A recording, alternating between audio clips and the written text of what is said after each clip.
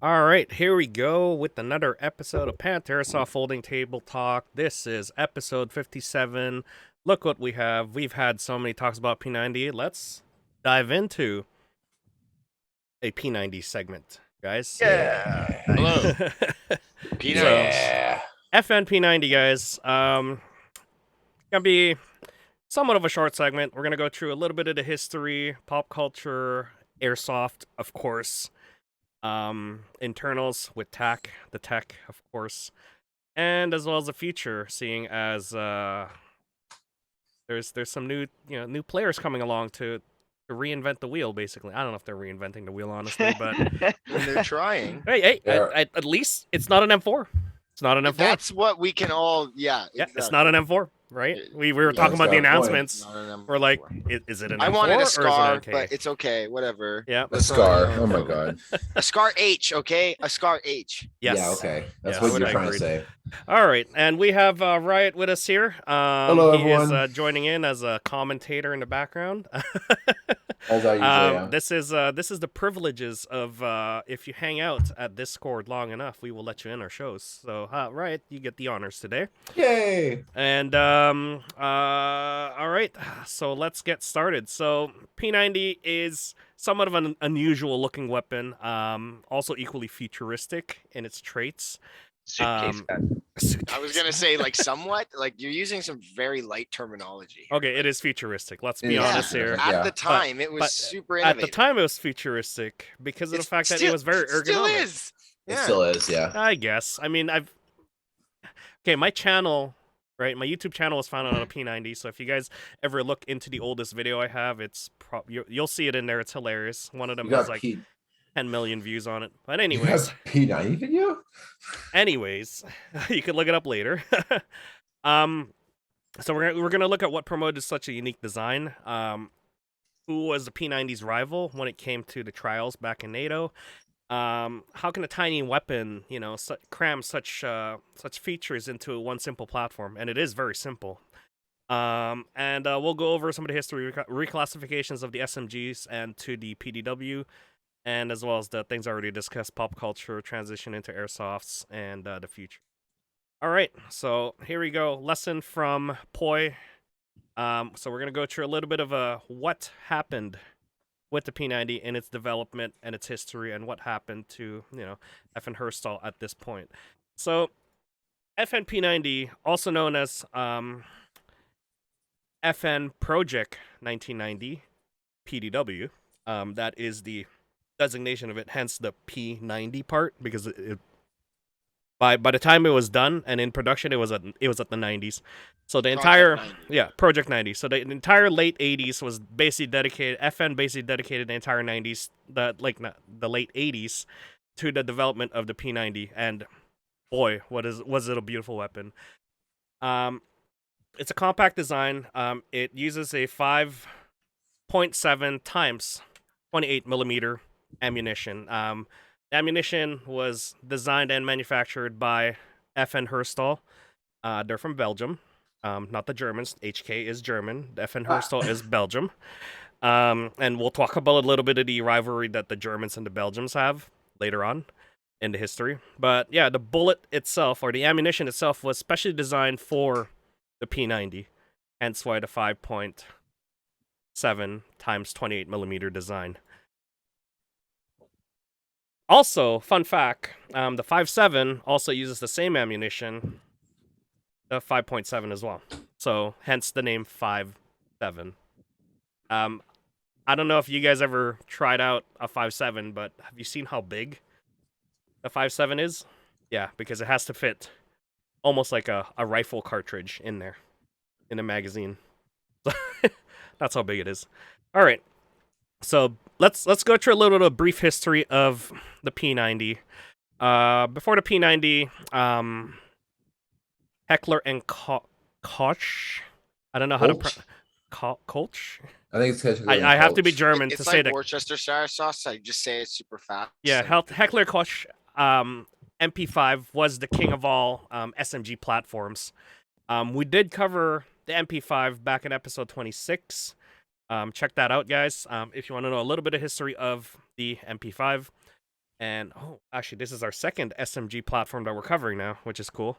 So basically, Nice. back in the days, back in like 1970s all the way throughout the 80s and 90s, if you wanted to buy the best SMG, you buy German engineered, which is basically from like H&K, .com, man. MP5.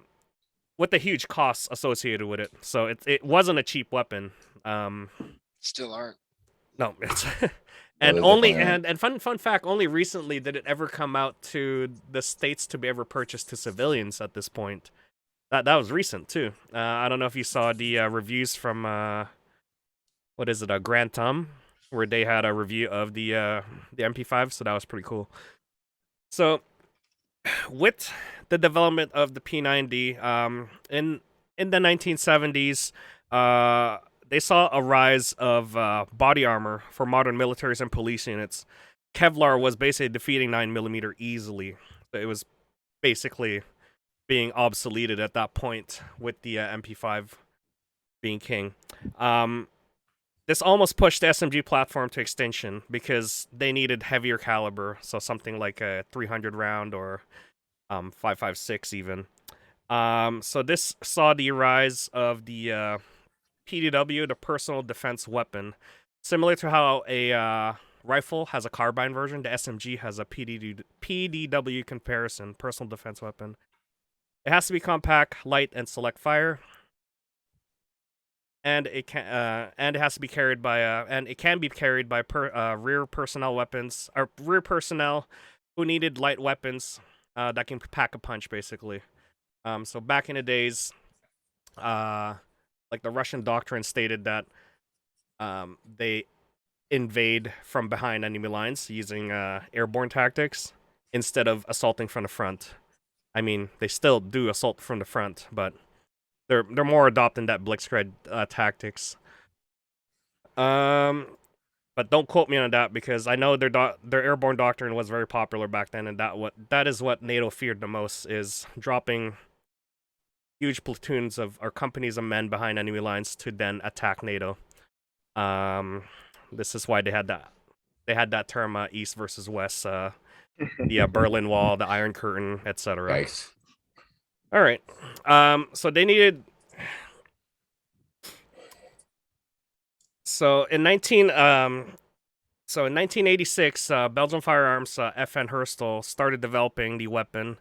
Actually, that's pretty cool. 1986 is when I was born. I'm old. Hey. So they started to develop a weapon that fit the role of the PDW. They researched and designed the new weapon from scratch, basically, using a bullpup configuration. If you guys don't know what a bullpup configuration is basically you got the trigger at the front of the action. Usually the trigger is behind the action or on top of it, right? So it's behind, and then the entire action is happening right in your shoulder. So it's gonna be noisy. Well, in your ears anyway. If you've ever used a bullpup before, even for in airsoft, like a gas blowback bullpup. Yeah, like I have Or an LA. gassing right in your face. Yeah. Literally, Yeah, right? I have an L85, and with that thing just clacking in your ear, yeah, it's deafening sometimes. So they use a bullpup design. And the magazine was top fed, which was very unique, but also the magazine aligned with the barrel, so meaning that here's the barrel, and then your magazine is on top of it. Usually, when you hear top fed, you usually have a magazine that goes up on the barrel, on top of the barrel, and then the magazine goes upwards. Oh, you're talking like the old Bren gun? Yeah, old Bren Oh, guns. yeah. So yeah, so you can see right there that they made the magazine a very unique design as well, in terms of when they developed this, because when the bullet actually feeds in, there's actually a feed ramp that goes from like here's your barrel, right? And then your ammunition is this way, so they're not even parallel together. And then once it reaches the very end, there's a feed ramp that rotates it. I believe it is not 60 degrees to then yeah. align with the barrel. So that's a very, very unique design itself. So a lot of unique designs for this gun, and thanks to FN, it's what made it that futuristic feel, futuristic design to it. The magazine is also transparent. This was also a first for a lot of weapons as well, so that you can see how much rounds you have left. And and for back in the days, 30 rounds to 20 rounds was like a standard for ammunition count, right? The P90 had 50 rounds of 5.7 by 28 rounds, and Not bad. that's pretty unique. So here's the stats, right? You got 50 rounds, you got 900 rounds per minute, and you got a almost, what is it? A full length barrel in a compact design that looks very futuristic. So yeah, this is what made the P90 so unique, just based on stats alone. And the entire weapon was using polymers to reduce weight, and as well as keeping the cost down. Worked out for them. Oh yeah, I think- yeah. I And then think- we already skipped ahead here in my notes, but yeah, FN developed the 5.7 by 28 cartridge. That was specially designed for the P90 and as well as the younger sibling, the FN 57. It's smaller than a 5.56 round, but much bigger than a 9mm round. So it's basically an in-between round from 9mm to then 5.56. All right, so the projectile itself, so the bullet that comes out after it got shot, or after it gets shot out of the gun, is 1.5 grams. So that's pretty light. Yeah. Exactly. Compared so to- no wonder it rips through Yeah, the air. right? compared Yeah. to a 9mm, which is basically 7.5 grams. So that means the projectile, yeah, you're right. It travels very, very fast comparatively to a 9mm. How fast you say? So here's the stats for it. 9mm travels at 1,200 FPS. Right? And we're using FPS because we're so used to using FPS. America. Well, Yeah, let's go. yeah, and airsoft. So we got 5.7, which travels at 2,800 or 2,800 FPS, so 2,800 FPS, so twice the speed. So more energy means that it will pierce through body armor. So not only do you yeah. have a compact weapon design, you got a very, very light weapons design, you got a weapon that fires fast, and you got a high capacity magazine. You could also pierce through body armor. And later on, I didn't put this in the notes, but later on, when they developed the S90 rounds, or the SS90 rounds, they developed the SS90 rounds, which was NATO's request to punch through even heavier armor at that point. So, yeah, you can see there that, like, after 10 years, they even completely revamped the ammunition type. All right, so by the 90s, the project was complete, and then NATO saw a need for a PDW. After that, NATO saw a PDW need for a PDW to be equipped with troops to standardize. So the P90 was already ahead of the competition when they called the competition back in 2002. So 10 years afterwards, after they developed this, they didn't even think about this NATO competition. They were just going, okay, looks like people are gonna need this weapon back in the 90s because based on the research that we did, that the armor needs to be defeated with an SMG platform. So they developed it, and then 10 years later, here comes NATO going, hey, we need something.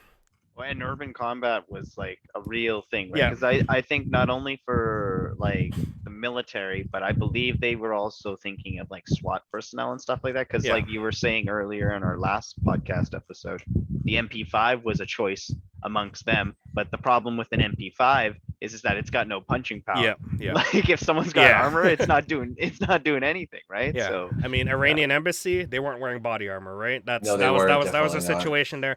Going on ships, right? Usually you don't wear none of the combatants are wearing body armor. You're going in there to sweep. The change of combat environment sort of pushed NATO to go, okay, well, we're starting to see a lot more urban combat. We're starting to see a lot more counterterrorism use. We're starting to see a lot more right? Not like there's not a lot of like symmetrical battles in the woods anymore, right? With like regular army to army. It's usually done behind front lines or like special forces will go out there and do the dirty work, right? It's like typical like army versus army symmetrical battles doesn't happen as often anymore, and if it does, it's usually like counterinsurgency or insurgency tactics that they're doing. So when NATO wanted to start testing for PDWs, in 2002, they H&K came into the ring with their MP7 platform. Now, the P90 was already ahead of the competition by, what is it, like 10, 12 years now at this point? So they've already had all the research and development done, and they already have the maturity that a weapon platform needed. MP7 came along and basically was trying to compete because, this is HK. It's a big weapons manufacturer. It's German design, right? Yeah. They wanted to be stylish Yeah, and sleek. yeah, stylish and sleek and Well, let's modern. be real. So basically, take an MP7 or take an MP5, strip it down, add some modernity to it, and then it becomes the MP7, right? Faster, Yeah. lighter. They're using different rounds this time, so this is basically them pushing 4.6 by 30 millimeters. So again, a P90 uses 5.7 by 28. So you can see that it's a much smaller round.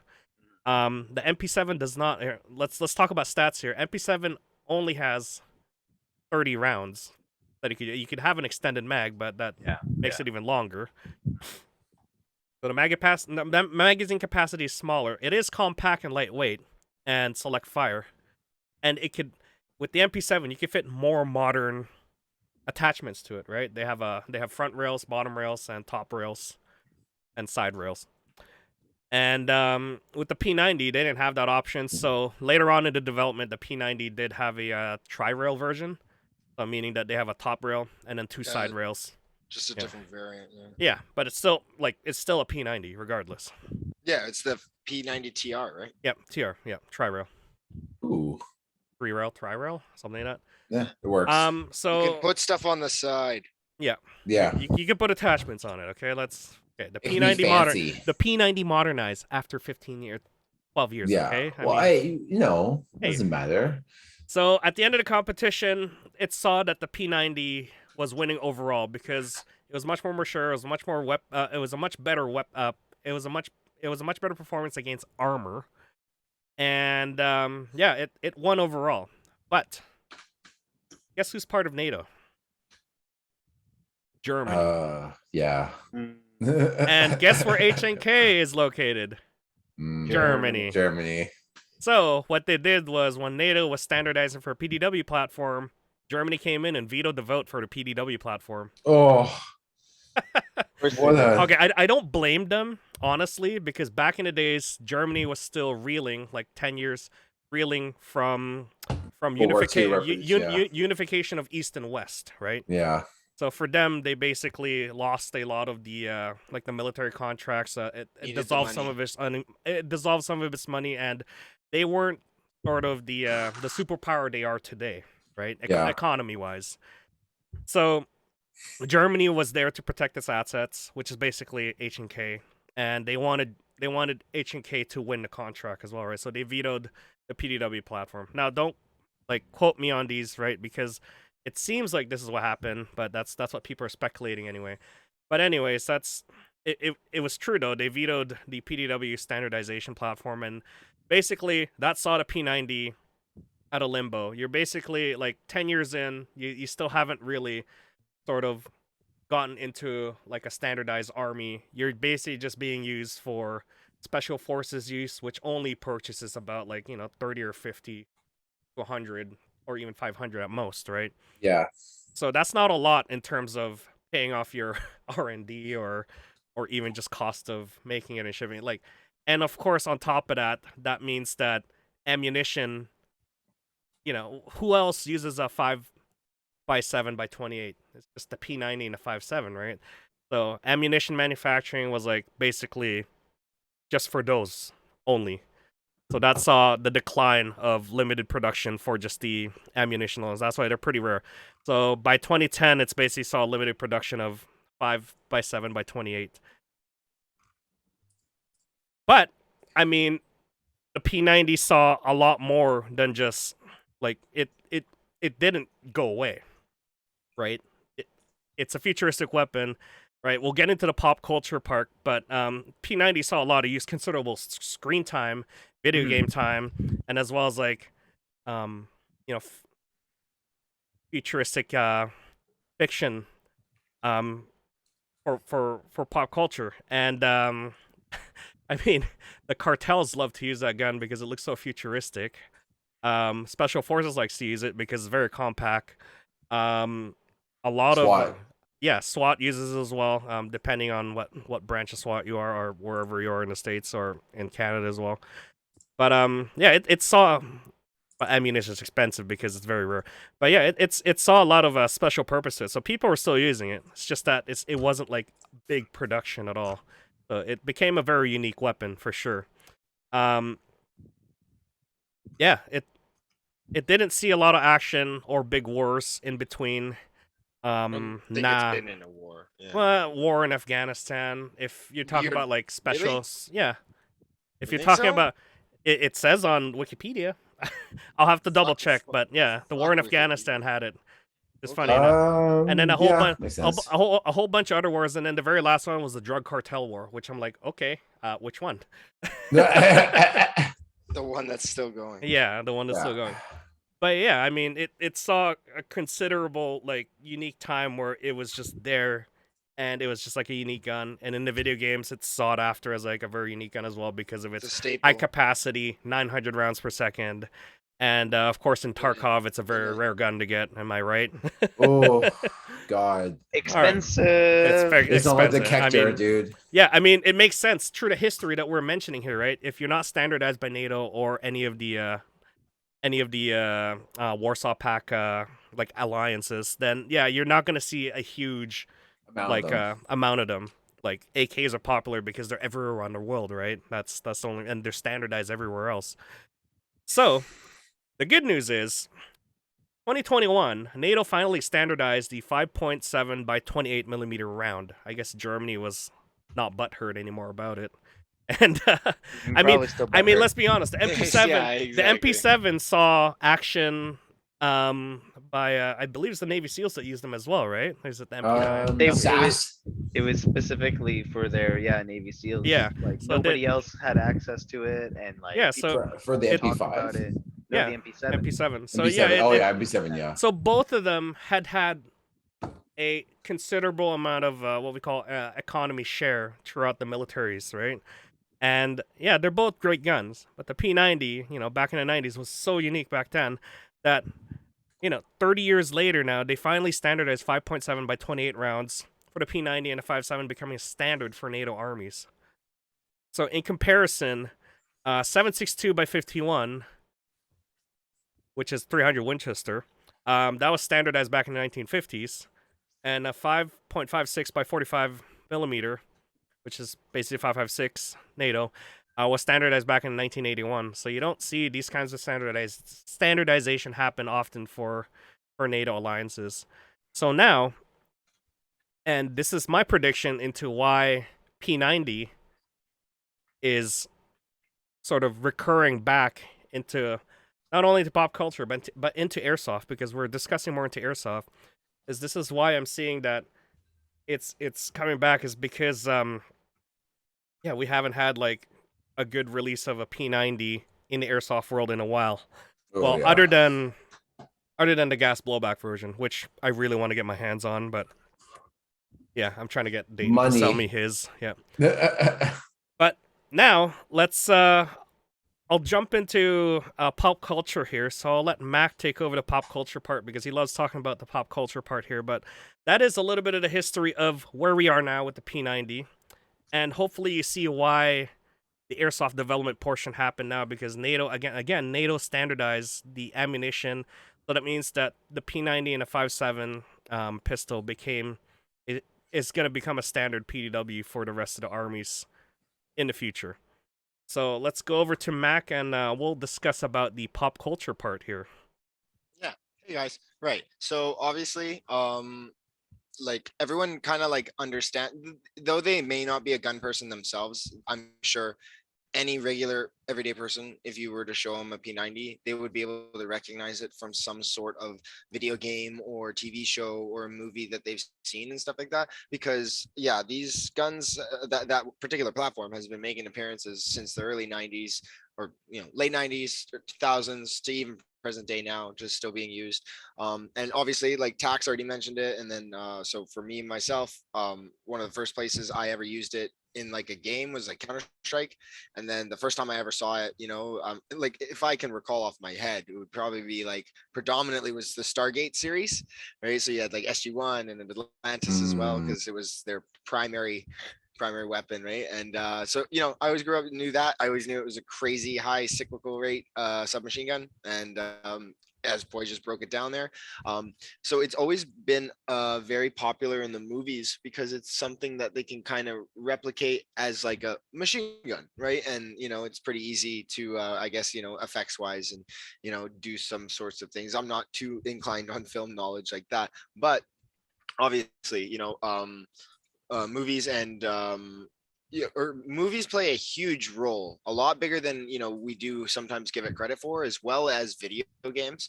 So like these weapons being in those kinds of video games and a lot of the popular FPS shooters like Call of Duty and like you guys were just talking about Tarkov right now being one of the big ones, right? Like, I mean, if you go back, I'm pretty sure that thing was in 007 GoldenEye. I can't remember, right? Like, okay, Probably wasn't GoldenEye because Yeah, it's kind of so, like Well, not a GoldenEye. The next movie after that, it was very prominent. Yeah, it what is it, was. The World Is Yeah. Not Enough. Yep.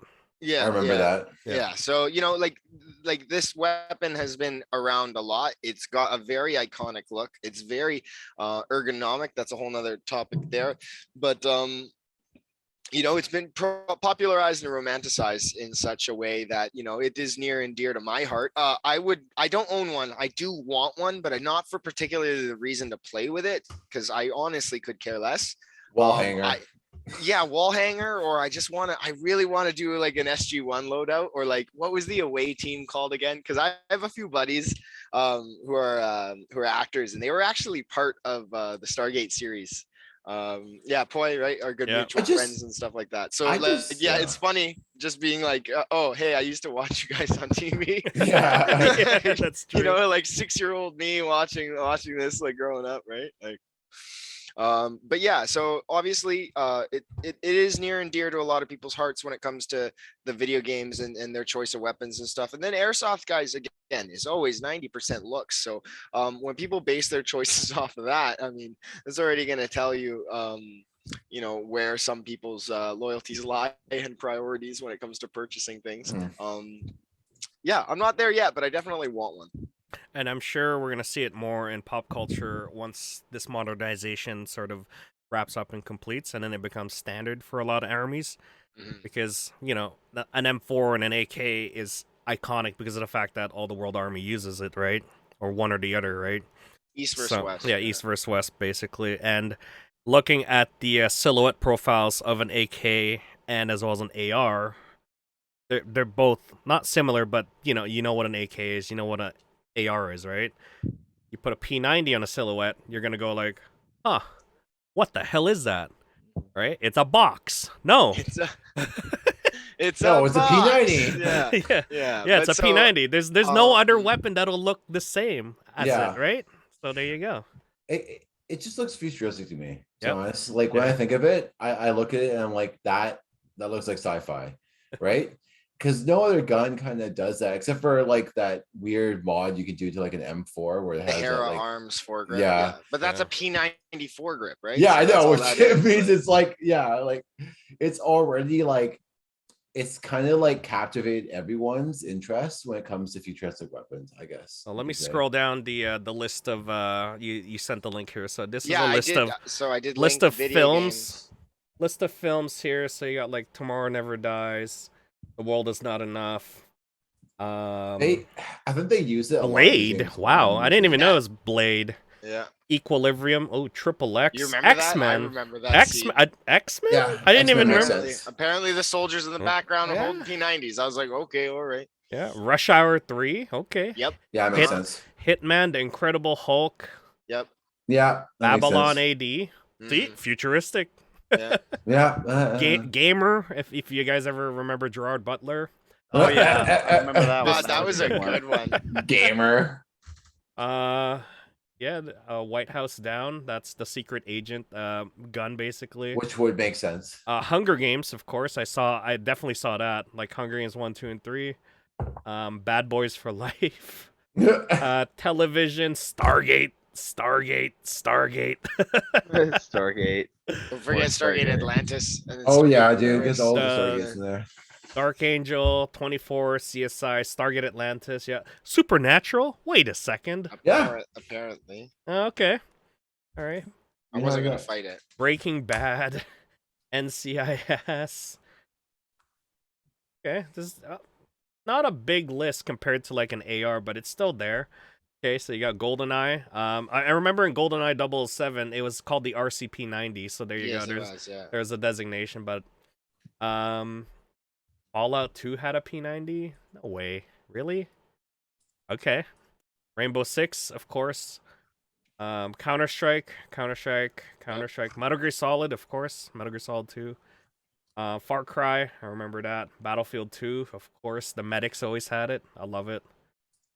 And yeah, there's quite a few lists in video games here. Of course, anime. There's a lot of them.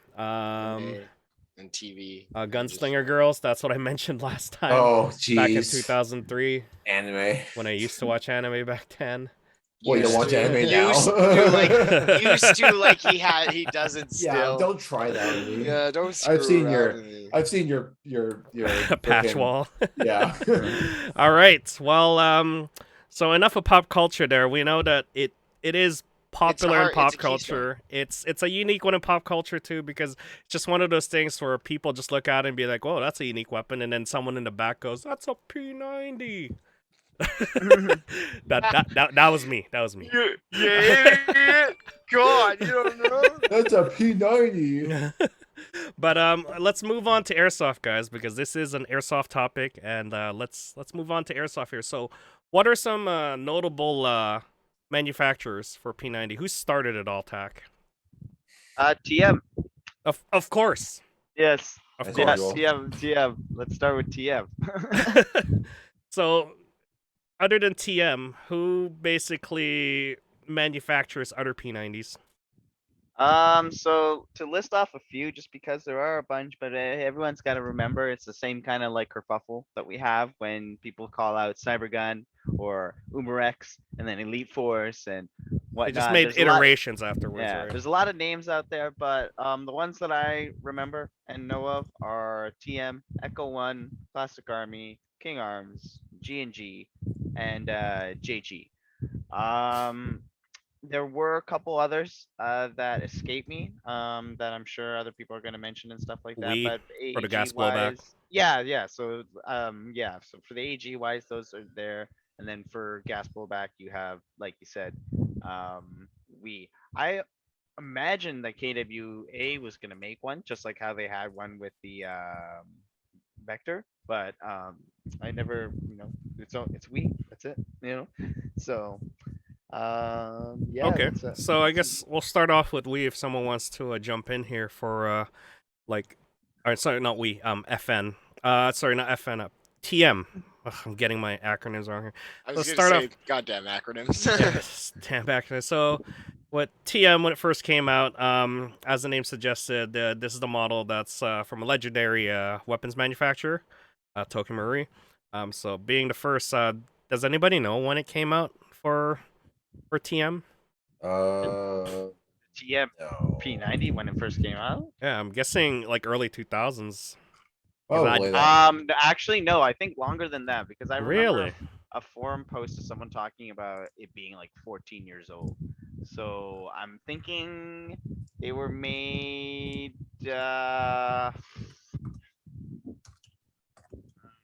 I'm just looking it up here. It's hard to find when they manufactured it because there's really no page. Well, I'm gonna say for Or sure wiki. before 2009.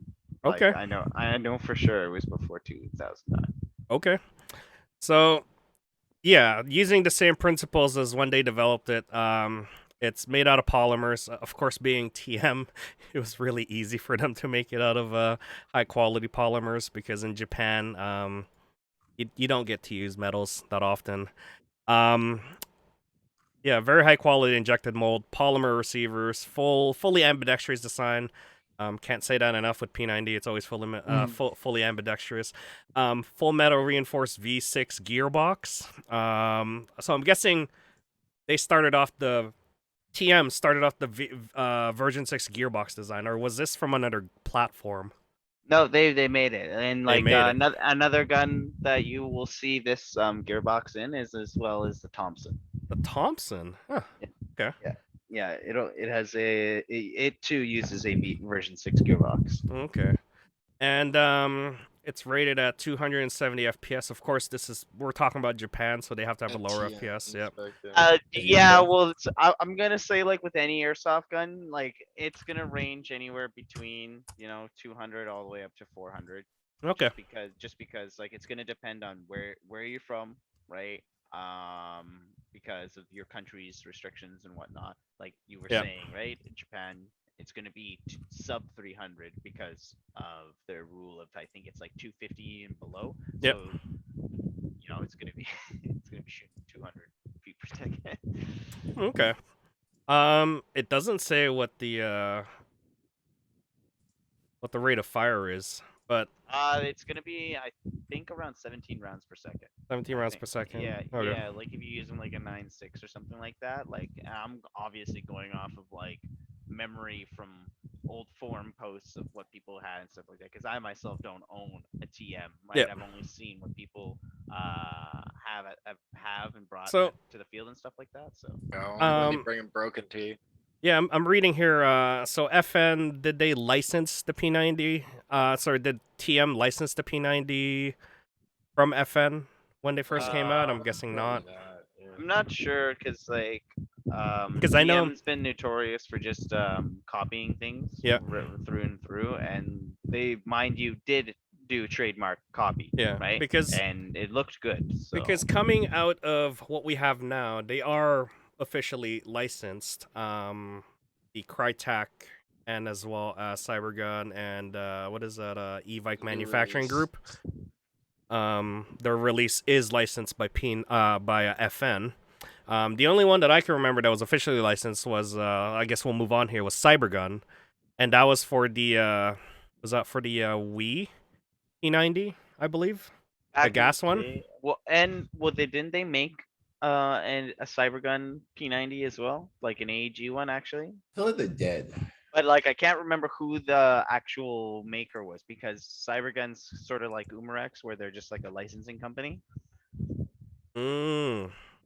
So they're Yep. like they're like the guys who connect everyone together. Yep, and that is whatnot. true. It is the Cybergun P90, and yeah, they had the tan version as well for that.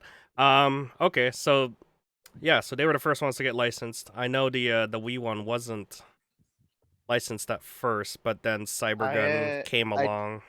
Don't think so. I think the Wii one is still blank, just like most Wii guns. Okay, so yeah, we have some licensing issues here, but hey, at least the new one coming out is licensed. I know for sure that the SS what is this, the SSP90? SXX. SR90, isn't it? Yeah. SSR. SSR90? Yeah, that one's not licensed. That's why the naming convention is kind of Well, different. yeah. So that's how you get away with the licensing. But Apparently. yeah, so that is the licensing portion there for Airsoft. So as far as Airsoft goes, at the field, you don't see a lot of folks with it. Now, why is that? Like, I know in Trigger they don't have any P90s right now for sale.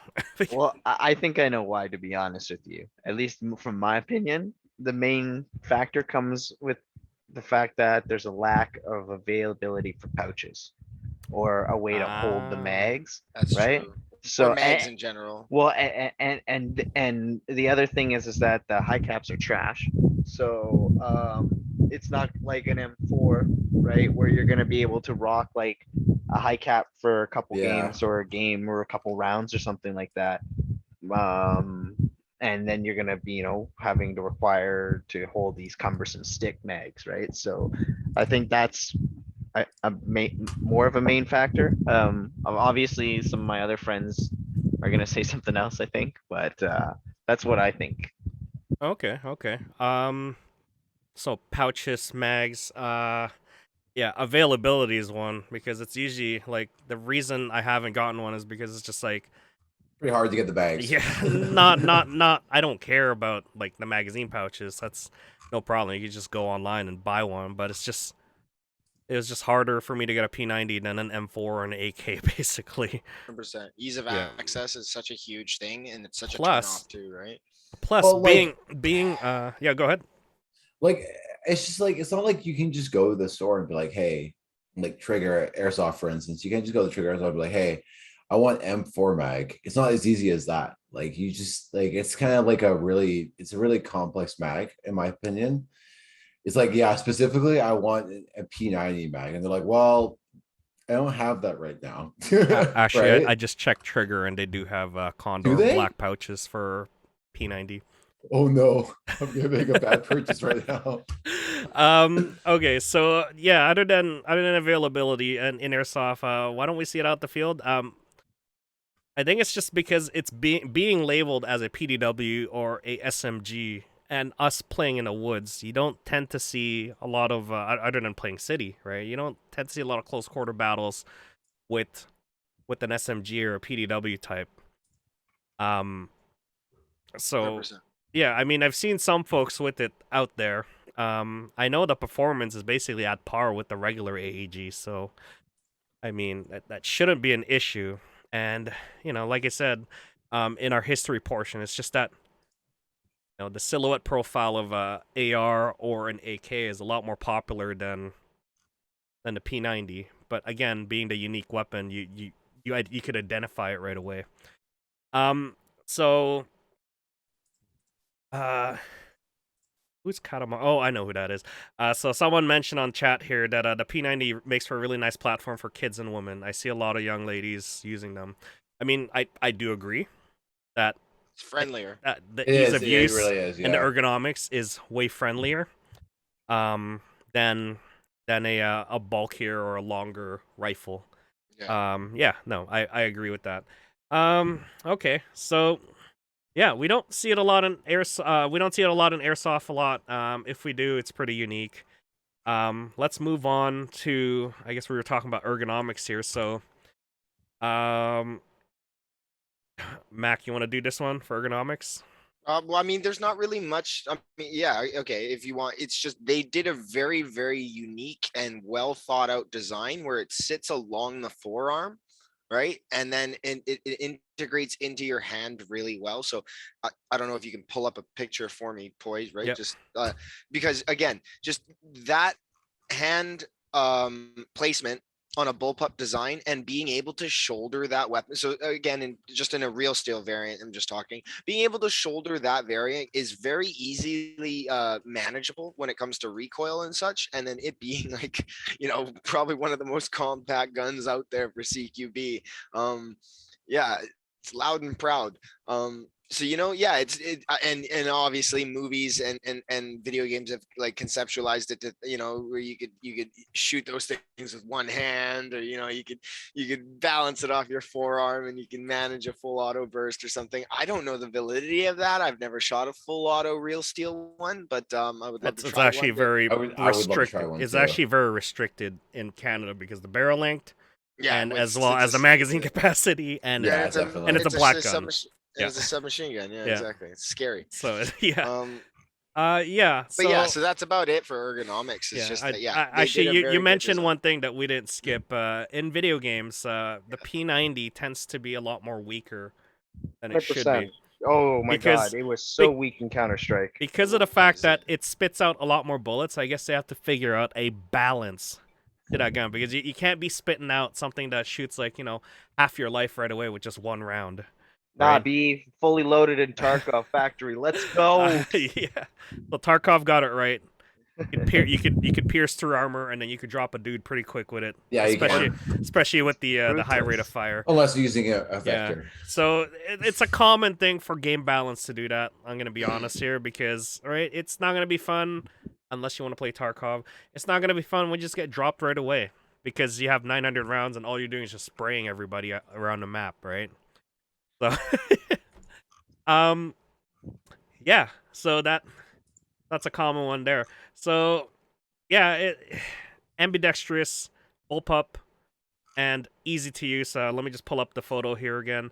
Yeah, it's just if you look at that, your trigger. Actually, They we did it did. very well. Yeah, Yeah. the trigger group, it's ambidextrous, so it's literally a left hand or right.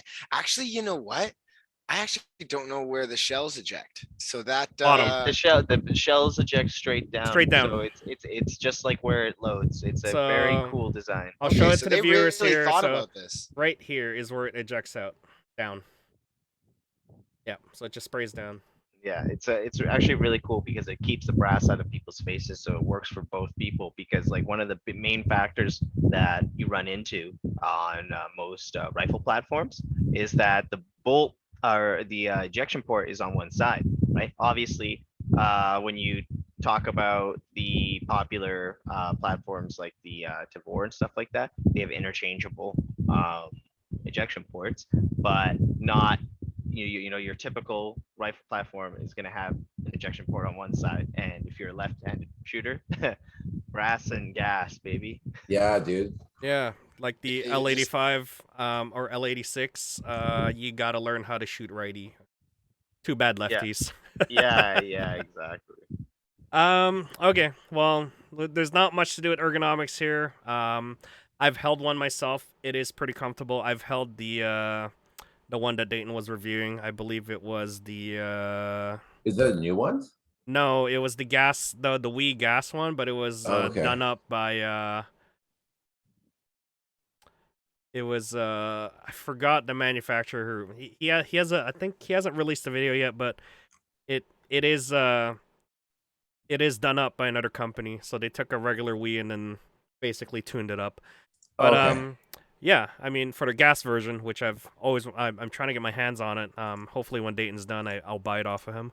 But yeah, for the gas one, it is beautiful to see that thing run, but with the uniqueness of gas, right? Having the magazine on top, It's gotta be hard. that is very difficult to manage. Remember when we were Go talking down.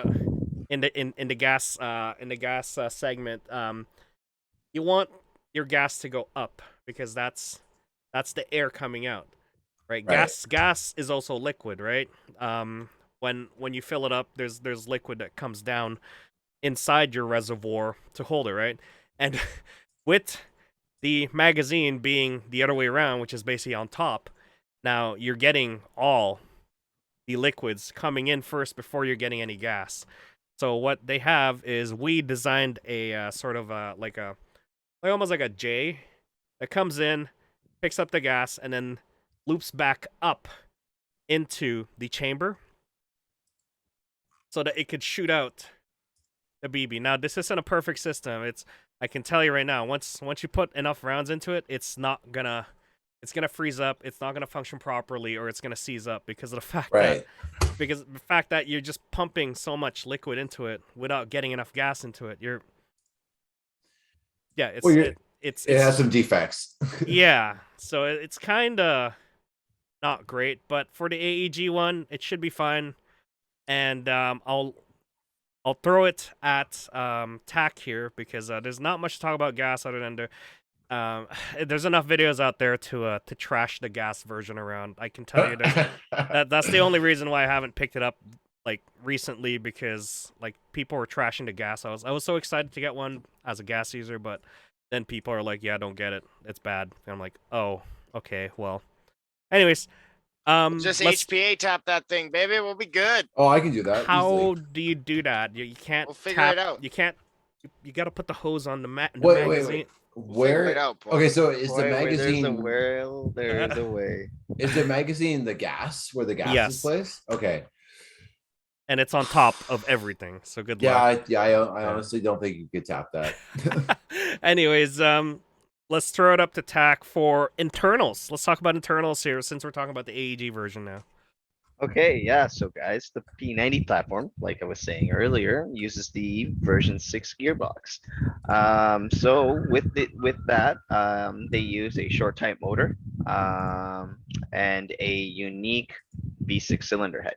So your standard V2 and V3 cylinder head isn't going to fit in this. It's actually one of those weird ones that you see at the top of the cylinder head. For those people who have questions on like HPA engines and whatnot and different versions, the Hydra for Wolverine was specifically created for the version 6 style kinds of gearboxes because of the way the cylinder head is. With that, you can use some V2 and V3 parts with the version 6 because of piston compatibility, you know, some gears and whatnot, and some bushings and bearings. But it is still recommended that you use the V6 parts that are available just because of, you know, tolerance issues that come with airsoft. One of the cool things about the TM V6 is that you can use special or standard gears. And by that, I mean that you can just flip one of the bushings inside. For anyone who's ever looked online for parts in the bushings or bearings section, you'll find that every once in a while, you'll see the P90 or version 6 gearbox bushings, and one of them is going to be like an oval shape. So that's because of the TM version. I believe the newer versions are not using that same design. They're actually using like the standard bushings that you can get for almost every platform. So yeah, but the cool thing is that you can just flip that around, and its tolerance allows you to use, you know, the, I guess, the specialized V6 gears or the standard V2 gears that you can get. I don't know much about that exactly. It's just something that I was reading online about, and I thought that was interesting to put in there. One thing as well is that it comes with a, you know, decent quality stock barrel with I think it ranges around 240 or 300 millimeters, or all the way up to 400 millimeters if you're running the one with the suppressor. I believe the Evike has one of those versions where it's like the fully juiced up one. Let's see here.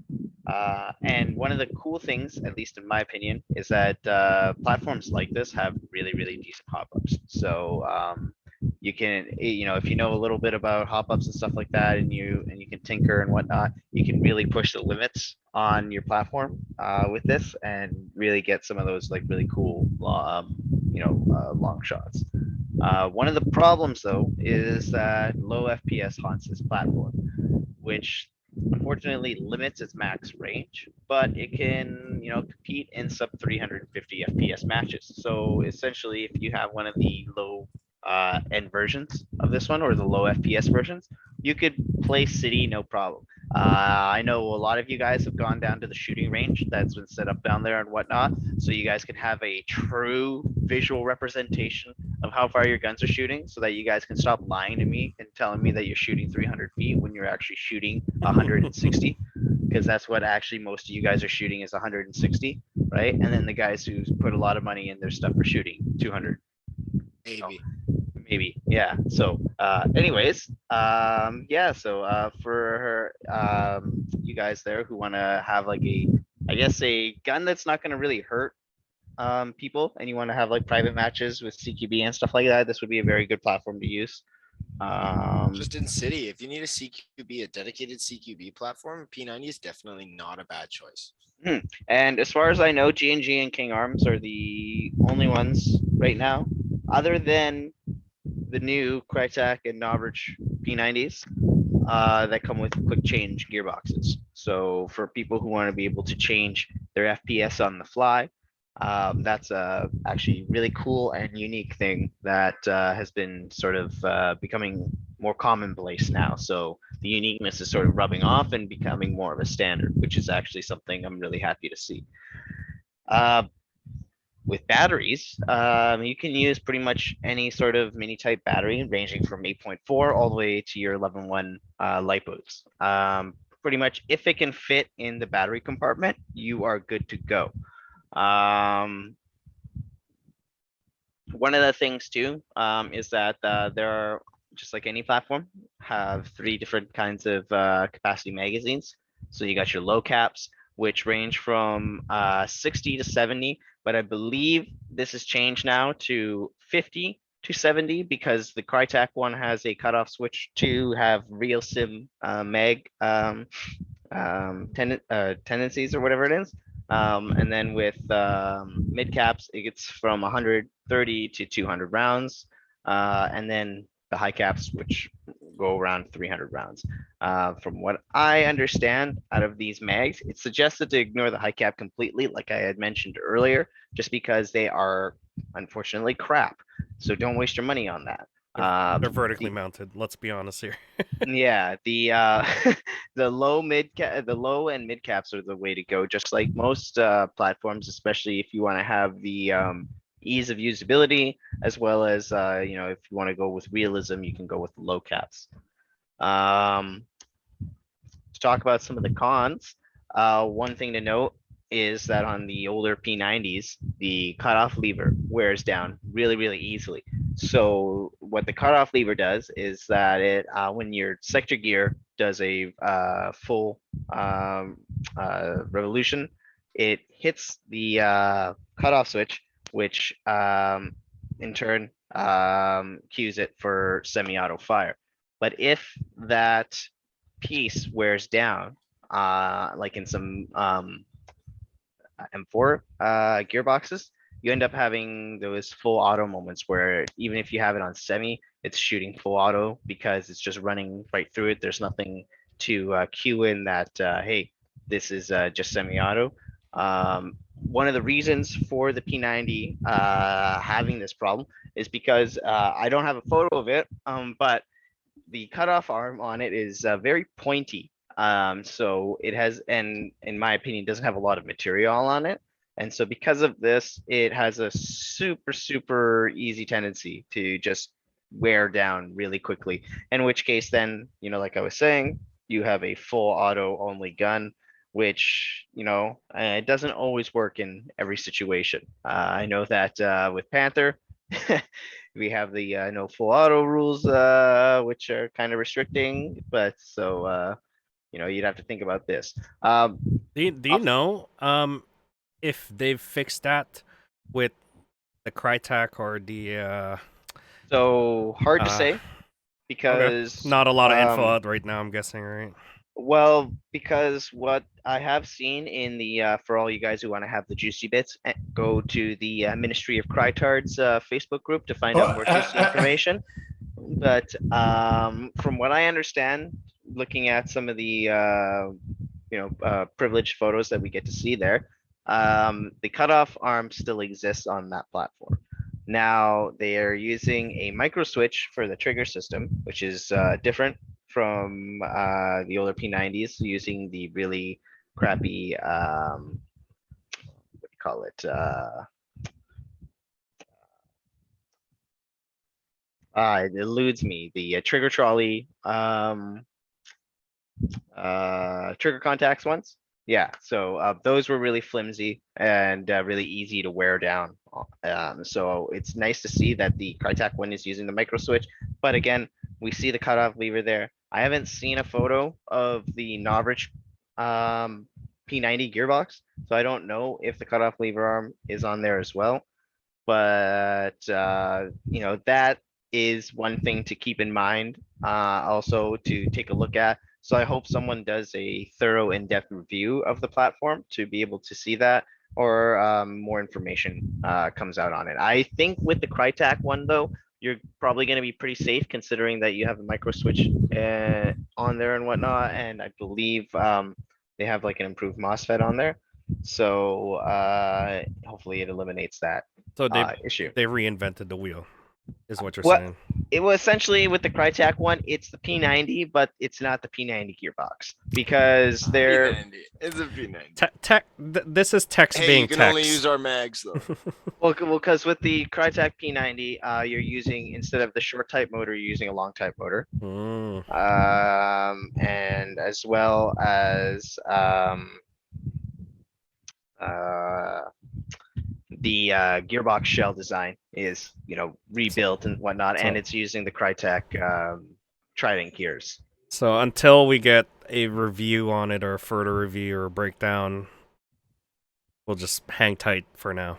Pretty much, yeah. Well, exactly. Like the most juicy bits of it is to understand how it works when you're shooting it, and how fast the certain parts that were prone to be wearing down on older models are wearing down now. So those are the two things to look out for mostly, as well as a lot of people are going to mention mag compatibility. But like I was saying earlier, as long as you avoid the high caps, you're going to avoid those problems.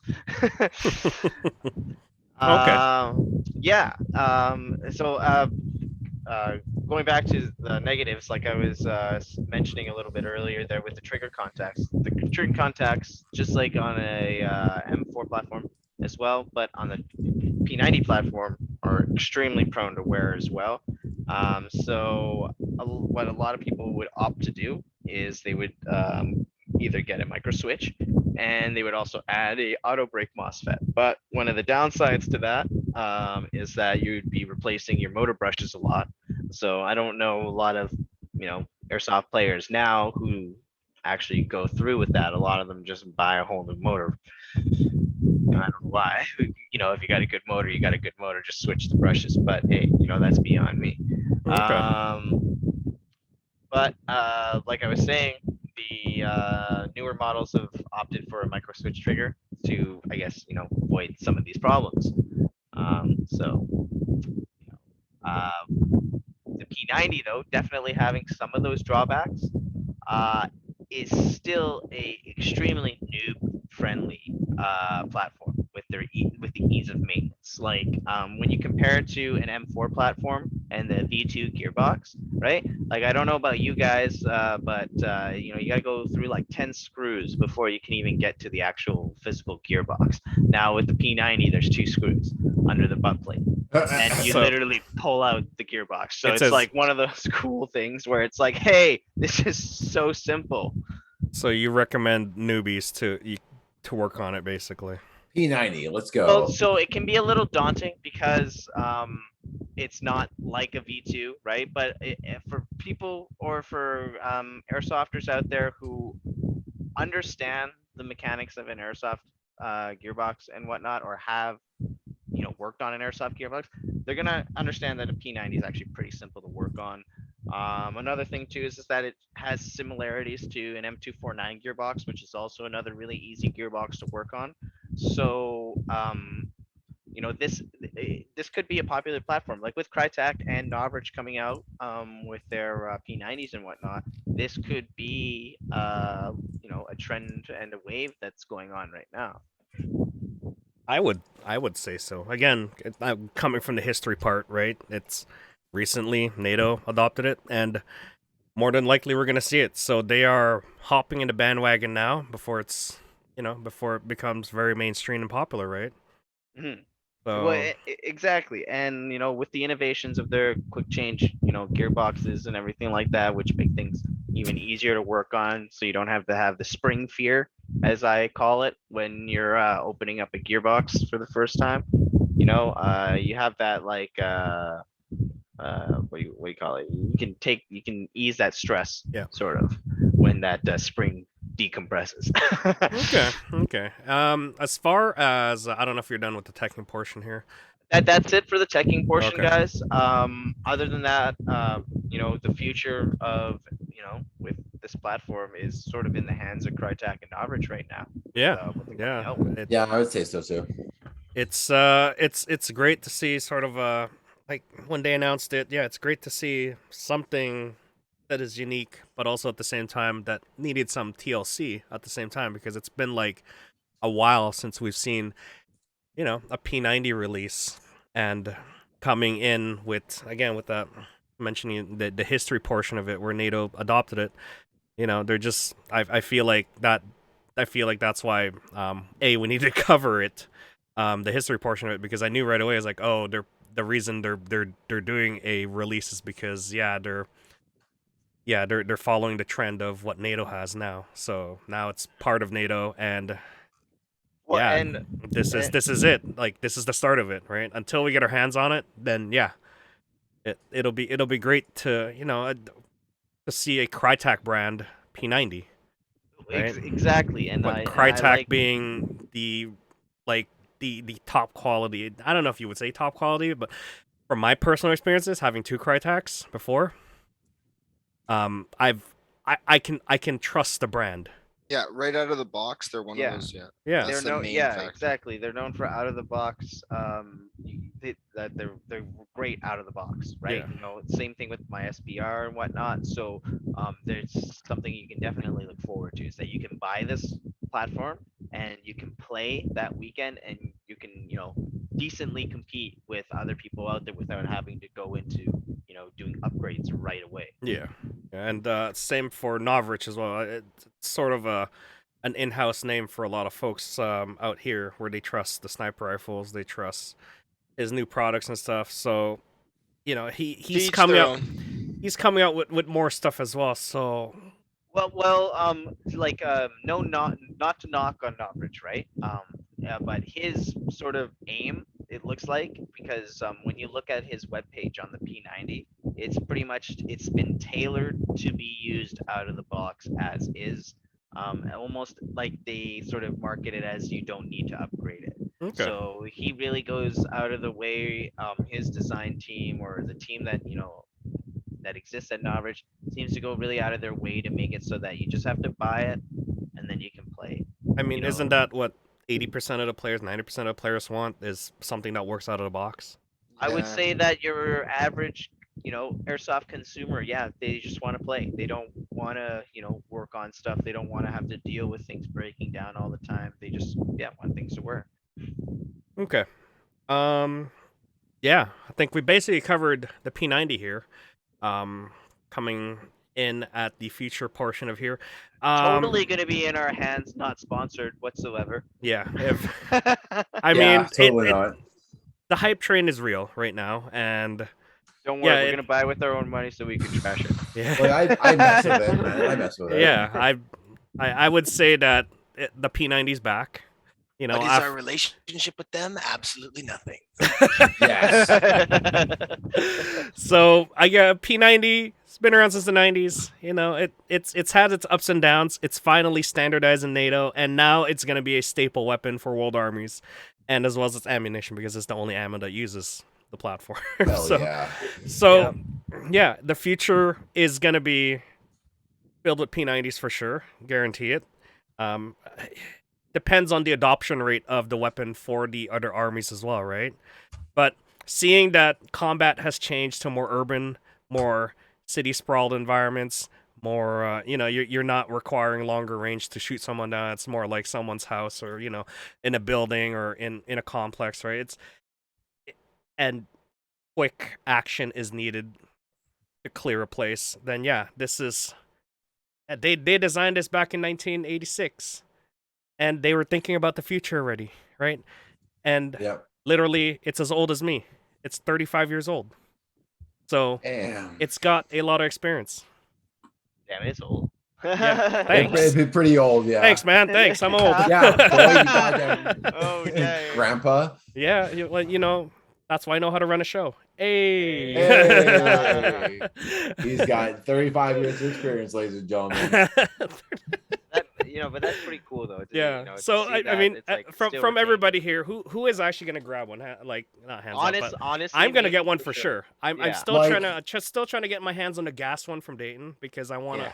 Oh, it was Swift Airsoft, by the way. That was that. Oh, Okay. Yeah. So that upgraded Dayton's about this? gas blow black. I will buy one for sure, but I don't like. It's gonna be a Crytek for sure, because it's a name I trust. What about you, Mac? What you thinking of buying one?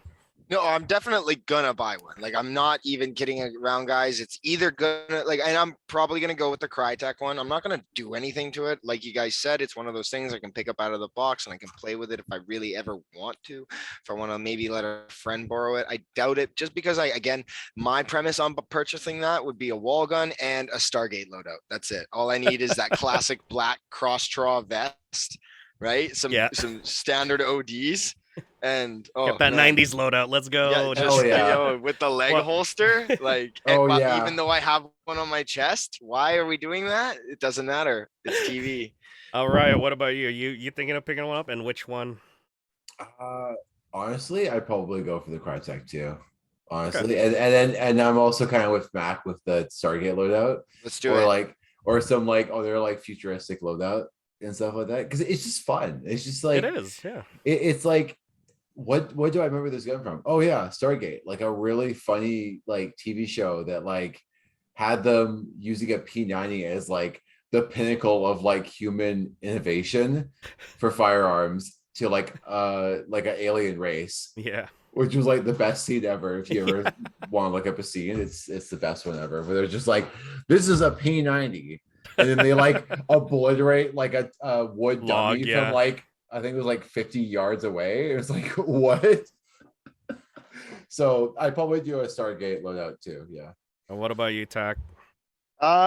So for me, just because of my experiences ordering stuff from Novrich from before, I probably am gonna skip buying his, and I'm just gonna go straight with the Crytek one. Mostly like Mac is saying as well, because of the trademarks. You know, I'm kind of that kind of guy. So It's literally, you know, I'm just getting it, and then it's sitting there. It's a wall hanger. well, it sounds horrible, but it's like, I swear you guys will see me use it when I get it. Like Once, and then Yeah. And my other reason for getting it is because we were just talking about the ergonomics. It's great for females to use. So I actually want to give it to my girlfriend to actually use it, because I believe the other person that uses a P90, I know there's a few people that I can remember, but another one is, I believe, is Veronica uses a P90. Yeah, And she's got the pink one too. I think that's the TM P90 as well. she does. Yeah, it is. Yeah, Yeah, it's so from she's the got the- anime. Yeah, it's the original one. So And she yeah, matched it with her pink seeing pistol. seeing that she's using it and she's comfortable with it, I would say that, you know, girlfriend would be comfortable with it as well. So that's the reason I'm getting it as well, is because, like, yeah, it's small, it's ergonomic, it's light, and it's something that's user friendly, right? If you have an M4, Yeah. it's just like, yeah, you have to hold it properly. You know, there's no, with the P90, the ergonomics is so great. It's like it just slips in, and then you hold it properly, and there's no way you're gonna like screw up how you're holding it. right. Yeah. So yeah, that's my decision on getting it as well. But yeah, no, it's I think we're all hyped up for the P90 here. It's great again to see companies come out and start releasing something that is not an M4.